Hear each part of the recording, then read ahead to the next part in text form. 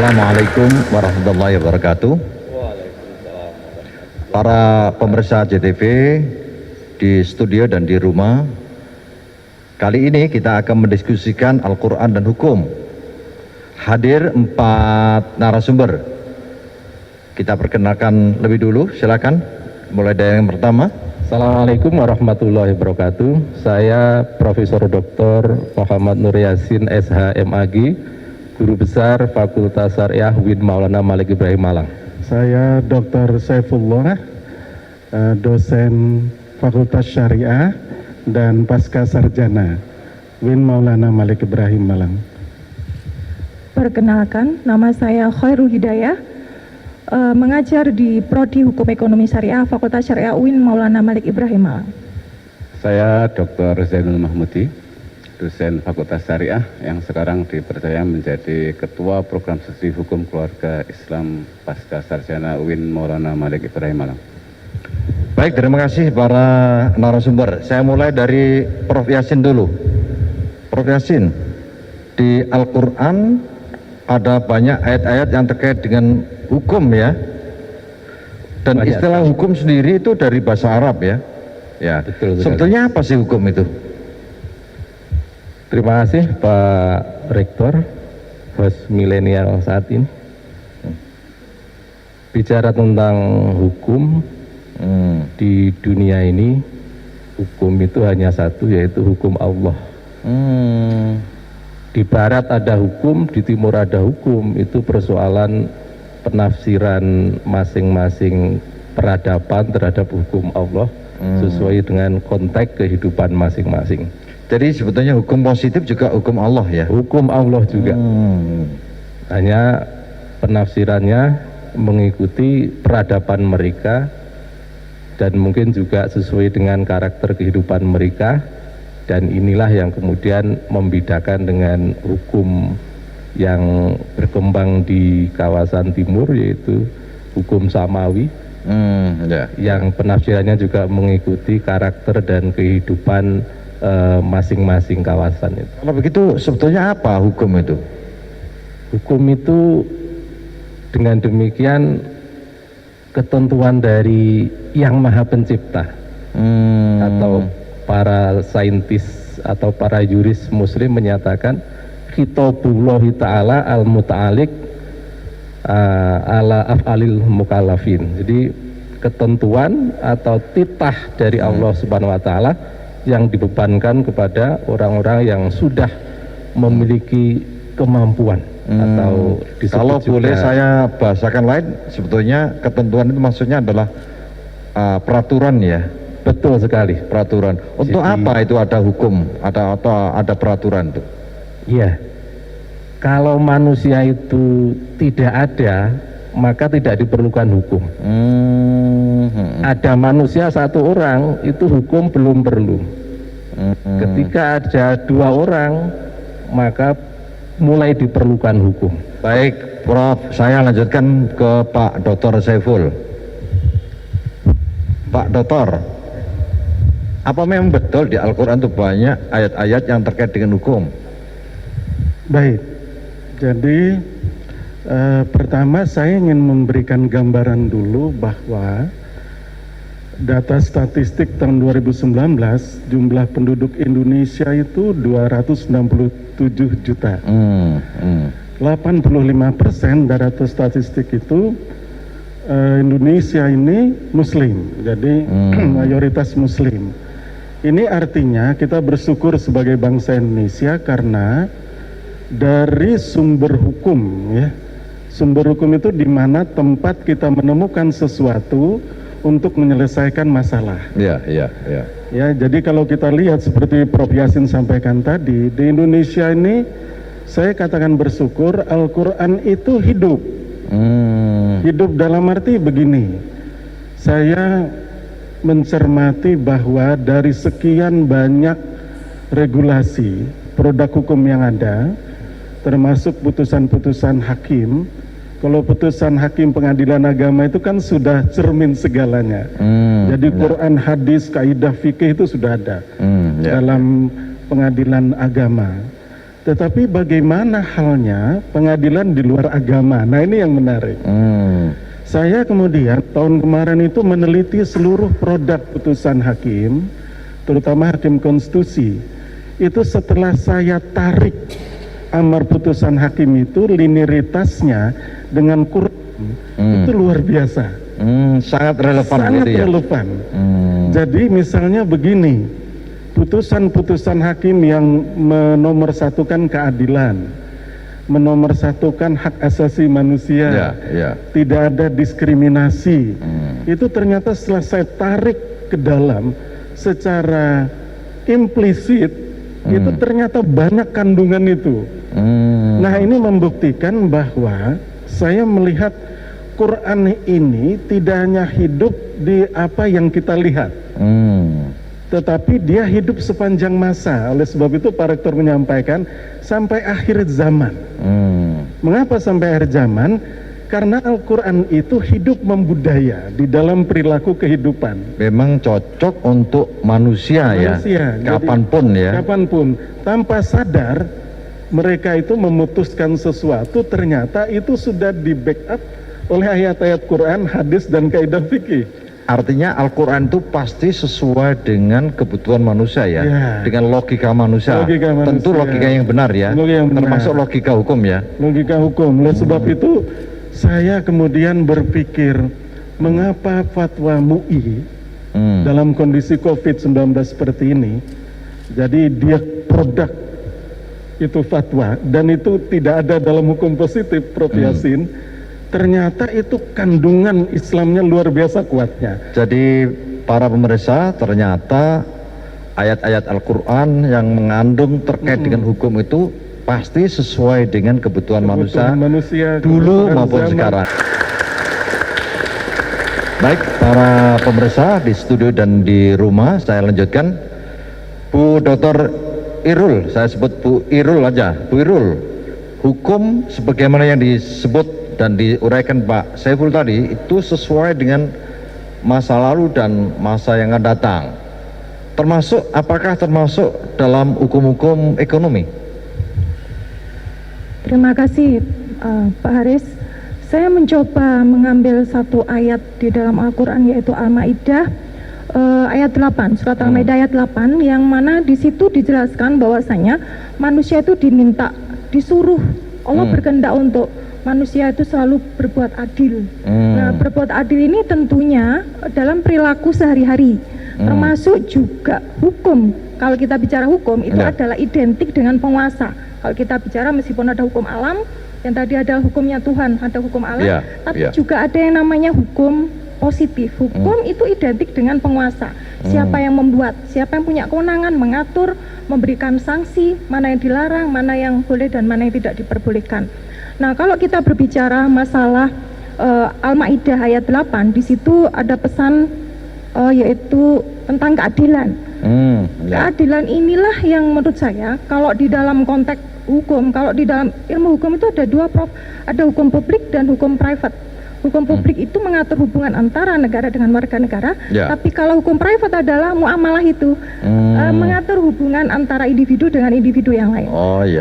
Keadilan itu harus dituangkan dalam kedua hukum tersebut, hukum publik pun dan juga hukum private. Kalau kita berbicara masalah hukum ekonomi, penguasa dalam hal ini pemerintah itu fungsinya adalah sebagai regulator, hanya mengatur saja.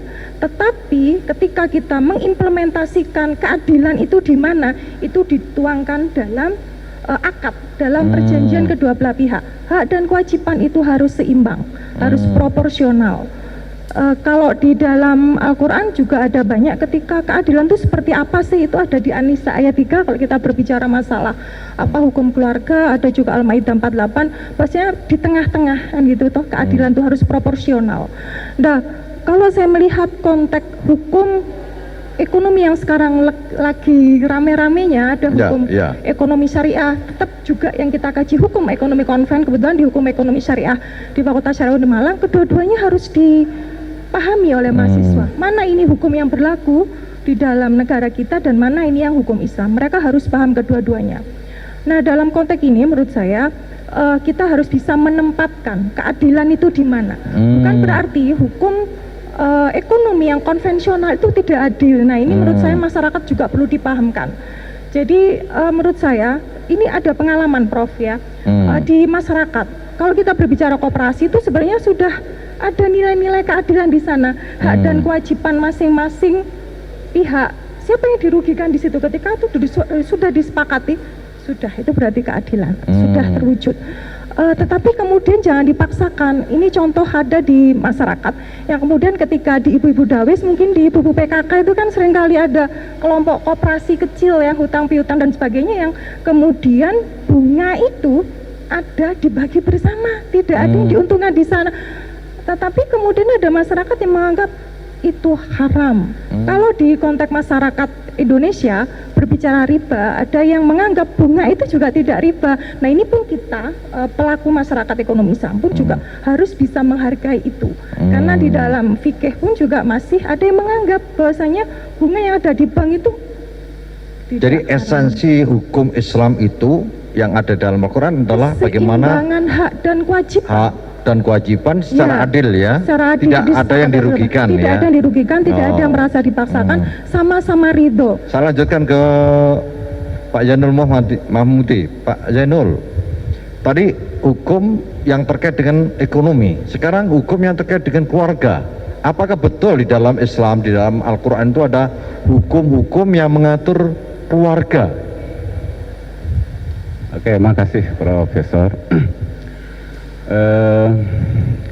Sebelumnya saya akan menyampaikan bahwa sebenarnya menanggapi dari Prof Yasin bahwa sebenarnya di dalam Al-Quran sendiri atau menurut syariah ya, syariah itu menurut Ibnu Qayyim Al-Jauziyah yang di kitabnya I'lamul Muwaqqi'in bahwa innas syariah mabnaha wa asasuha alal hikami wa masalihil ibad fil ma'as wal ma'ad wa hiya adlun kulluha wa masalih kulluha. Ya. Jadi pada intinya sebenarnya syariah, Quran, hadis itu pada intinya ada 3, yaitu keadilan, kemaslahatan, dan kebijaksanaan. Ada kemaslahatan ya? Keadilan, kemaslahatan, dan kebijaksanaan. Kebijaksanaan ini yang kemudian menjadi penting, bahwa tidak semua hukum itu cocok untuk masyarakat, tapi di dalam penerapannya harus mikir bagaimana masyarakat itu bisa menerima atau belum. Jadi itu artinya bijaksana. Ud'u ila sabili rabbika bil hikmati wal mau'izatil hasanah. Hikmah di sini adalah bijaksana. Kalau bahasa Jawanya biasanya bener tur bener gitu. Di situ.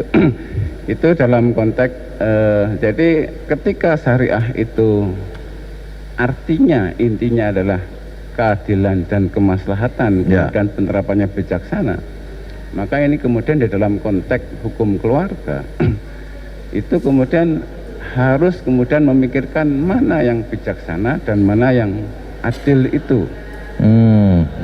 Jadi kalau kita lihat sangat banyak sekali Quran itu hampir sebagian besar dalam konteks hukum isinya hukum keluarga, tentang pernikahan, tentang waris, tentang cerai, tolak, tentang termasuk juga tentang poligami umpamanya. Itu sangat banyak sekali di dalam Quran yang kemudian arahnya harus memang benar-benar untuk keadilan dan kemaslahatan yang memang itu dibutuhkan oleh semua. Makanya di Indonesia ada diberlakukan hukum keluarga ya. Iya.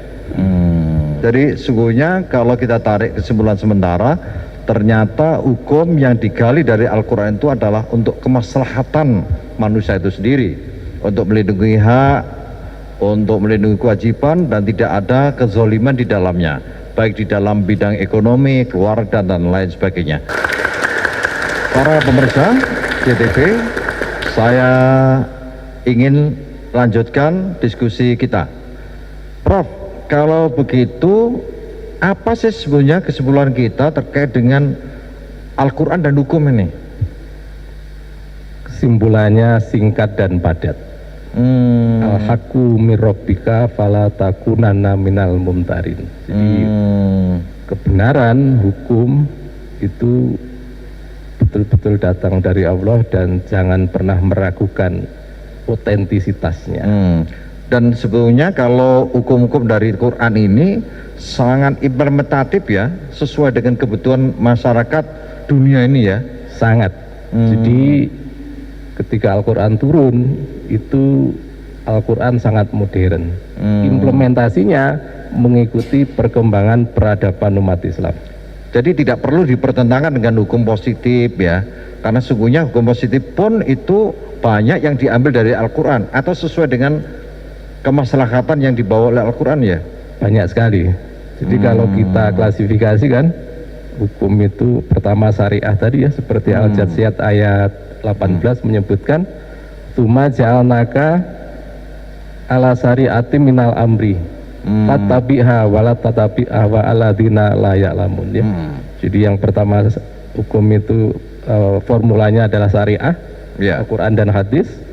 Kemudian karena umat Islam berkembang, manusia berkembang, tidak semuanya backgroundnya bahasa Arab, akhirnya para ulama menafsirkan Al-Quran dan hadis, muncullah fikih, muncullah kitab-kitab fikih yang ribuan itu. Kemudian umat Islam berkembang, hidup di dalam kelompok-kelompok yang disebut negara. Maka hidup dengan kitab fikih belum cukup, maka materi substansi hukum dalam Al-Quran hadis yang kemudian dipahami oleh ulama melahirkan fikih, itu kemudian oleh para generasi milenial, oleh generasi modern dibawa ke gedung Dewan Perwakilan Rakyat, substansinya sama tapi casingnya diganti dengan peraturan perundang-undangan. Baik, muncullah yang disebut dengan konun undang-undang. Jadi kalau misalnya kesimpulan Prof Yasin ini kita bantu bahasanya, soalnya yang penting adalah esensinya ya. Esensinya. Terima kasih, kita lanjutkan ke Pak Saiful. Pak Saiful, mungkin bisa dijelaskan sedikit ya esensi dari Al-Quran dan hukum ini. Baik. Kondisi kita ini kan dalam masa sterilisasi COVID-19 dan berpuasa. Maka semua umat muslim itu harus mengingat kembali tentang situasi seperti ini. Mengapa saya mengingatkan kembali? Karena Allah itu berfirman dalam surah An-Nisa ayat 45, Ya ayyuhallazina amanu, wahai orang-orang yang beriman, atiullah wa atiur rasul ulil amri minkum.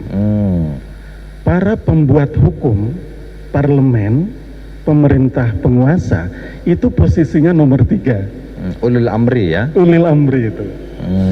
Jadi kalau produk hukum yang dibuat pemerintah itu tidak sinergi dengan hadis, dengan Quran, dia tidak akan berlaku sepanjang zaman. Karena kita lihat dari hasil studi yang saya lakukan itu, banyak sekali nilai-nilai Quran itu yang hidup tanpa harus dibuat hukum positif.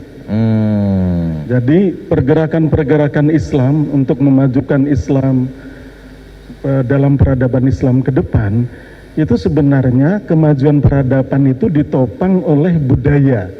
Budaya itu sumbernya dari mana? Sumbernya dari Al-Quran. Ternyata justru hukum di dalam Al-Quran itu sudah membudaya ya, tidak perlu diatur dalam hukum positif. Terima kasih Pak Dr. Saiful ya. Bu Dr. Irul, ini tadi sudah diuraikan panjang terkait dengan masalah ekonomi dan lain sebagainya, hukum ekonomi dan sebagainya. Kalau kita tarik kesimpulan bahasa yang singkat itu apa sebetulnya itu? Al-Quran sudah berkehendak, Allah berkehendak melalui Al-Quran, Al-Maidah 2 itu untuk berperilaku adil, manusia berperilaku adil.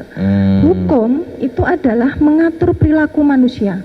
Tentunya ketika Al-Quran, Allah berkehendak manusia untuk berlaku adil, sehingga hukum pun harus memenuhi rasa keadilan, bisa memberikan kemanfaatan, bisa memberikan kebahagiaan. Itu saja Prof, jangan sampai mengambil hak orang lain. Jadi dalam hukum ekonomi pun harus adil ya?